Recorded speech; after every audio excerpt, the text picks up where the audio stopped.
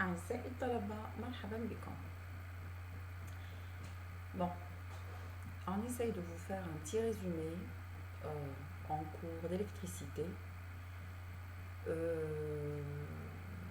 Donc, on commence d'abord par la définition, c'est quoi l'électrostatique et c'est quoi l'électrocinétique. Et quelle est la différence entre les deux? Électrostatique. L'électrostatique, c'est tout ce qui est créé par une charge immobile. معناه جميع الظواهر اللي تخلقها شحنة ما عندهاش سرعة، شحنة نقطية ثابتة.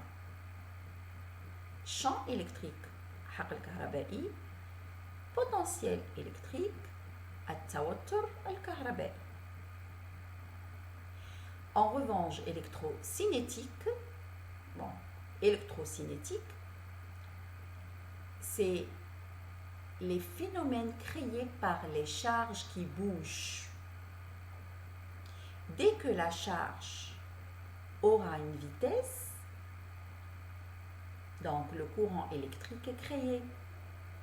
Et par conséquent, nous allons voir tous les phénomènes liés à une charge électrique qui se déplace à une vitesse. Alors, si la charge se déplace à une vitesse, ça va créer le courant électrique. Et les phénomènes qui sont liés au courant électrique, c'est les réseaux et les lois qui sont liées au réseau. Donc,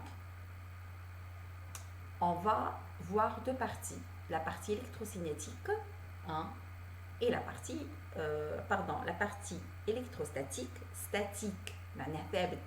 Électrocinétique, cinétique, معناه متحرك. On commence d'abord par la définition d'une charge électrique. Alors ici, on a une tige d'origine résineuse, une tige d'origine vitreuse. Frottons les tiges avec un tissu en laine. Donc, la charge électrique est une propriété d'un corps frotté qui lui permet d'attirer ou de repousser d'autres corps. Répulsion des tiges identiques et attraction des tiges différentes. Donc ça c'est quoi? C'est le phénomène d'électrolysation. Ça veut dire ici on crée un déplacement de charge. C'est pour ça que il y a le phénomène de répulsion, il y a le phénomène d'attraction. Répulsion et d'attraction. Alors répulsion c'est tajadoub et répulsion c'est un afor, et attraction c'est tajadoub. Méthode d'électrolysation. Alors, par frottement, ihtikak, par contact, اللمس, par influence, التأثير. Mesure de la charge électrique. Alors, on peut mesurer la charge électrique par un électroscope. Et par conséquent, c'est la mesure Q. Et après la mesure de Q, on a la force de Coulomb. Après, on va voir c'est quoi la force de Coulomb en détail. Ce qui nous donne la charge Q. Donc, et par la mesure de la tension au bord d'un condensateur, donc on peut avoir Q, qui est la charge, égale C, qui est la capacité, multiplié par U, qui est la tension. Alors la matière. La matière se compose, ou on peut décomposer la matière en isolant, diélectrique, conducteur, les métaux. Donc les isolants, absence de charge libre de se déplacer. Alors les isolants, donc dans chaque corps normalement, chaque corps, il se compose des atomes condensés. معناه يكونوا الذرات يكونوا مترصين، الذرات مترصين. إذا كان ما بين هاد الذرات هادو دي شارج إلكتريك ليبر، معناه إذا كانوا كاينين إلكترونات حرة، يولي هنايا تولي هنا لا ماتيير ان كوندكتور. اذا كانوا ما عندناش الكترونات حره راح يكون عندي ان ايزولون. هذا ما كان. La différence entre les deux, c'est dans les électrons libres. C'est dans la présence des électrons libres dans la matière. Force de Coulomb, اللي هو قانون كولوم. Alors, قانون كولوم c'est quoi? إذا كانوا عندي deux charges ponctuelles, charge ponctuelle معناه شحنة نقطية. إذا كان عندي deux charges ponctuelles بيناتهم une distance, donc ces deux charges, l'une peut influencer l'autre. Ça veut dire qu'il va y avoir une interaction entre les deux. Et cette interaction, elle est créée par la force de Coulomb. Donc la force de Coulomb, F, qui est K, Q' sur D au carré. Avec D, c'est la distance entre les deux charges. K, c'est une constante, c'est la constante. Je pense que c'est de... Non, Boltzmann, bon. K, c'est une constante, elle est donnée par 1 sur 4 pi epsilon 0. Epsilon 0 est appelée la permittivité absolue du vide. C'est une propriété du vide. Et voilà, donc on peut avoir la force de Coulomb.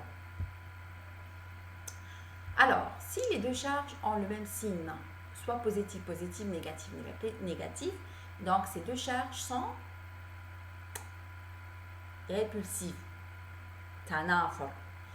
Si on a une charge qui est positive et l'autre qui est négative, on va avoir deux charges attractives. C'est J-double. Alors, les deux forces ont deux sens différents. Ils sont sur le même axe et ils ont le même module. Module, c'est Shidda. L'axe, c'est le Mihwar. Le sens, c'est l'Ittijah. Dans les deux cas, la force est proportionnelle au produit des charges et varie en carré inverse de la distance entre les charges. معناه que هناك تناسب طردي entre les charges وتناسب عكسي مع R au carré. Principe de superposition. وش معناها superposition؟ معناها la superposition إذا ما كانتش عندي شحنتين، إذا كان عندي شحنتين أو أكثر. Alors كيما هنا dans la première configuration entre Q1 et Q2 عندي une distance R12, mais entre Q2 et 3 هنا la distance elle est très très grande. كي تكون la distance هنا elle est très très grande, donc l'influence de Q3 sur Q2 ou sur Q1 elle est négligeable. Donc تقعد لي غير l'influence entre Q1 et Q2. Et l'influence elle est donnée par la relation F de 1 qui est K, Q1, Q2, R12 au carré. La même chose dans la configuration 2. En revanche, dans la configuration 3, qui connaît des trois charges Q1, Q2 et Q3. Donc Q1 تأثر على Q2, Q2 تأثر على Q1 بيناتهم قوة كولوم. Q1 تأثر على Q3, Q3 تأثر على Q1 كيف بيناتهم قوة كولوم. معناه j'ai la création de deux forces. La force F de 1 qui est entre la charge 2 et 1 et la force 3 1 qui est entre la charge 1 et 3. Et dans ce cas-là, la résultante muhassila, donc la résultante des forces de Coulomb dont la charge ponctuelle Q1 est donnée par F qui est F de 1 plus F3 1. Donc عندنا علاقة شعاعية.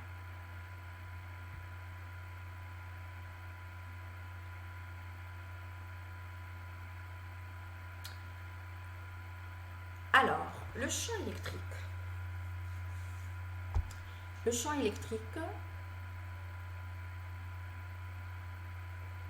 كي تكون عندي شحنة نقطية، كل شحنة نقطية حتولد لي حقل كهربائي. كل شحنة نقطية رايحة تولد حقل كهربائي. Donc Ici, j'ai deux charges, Q1 et Q2. Si j'ai deux charges Q1 et Q2, donc j'aurai la force de Coulomb entre 1 et 2.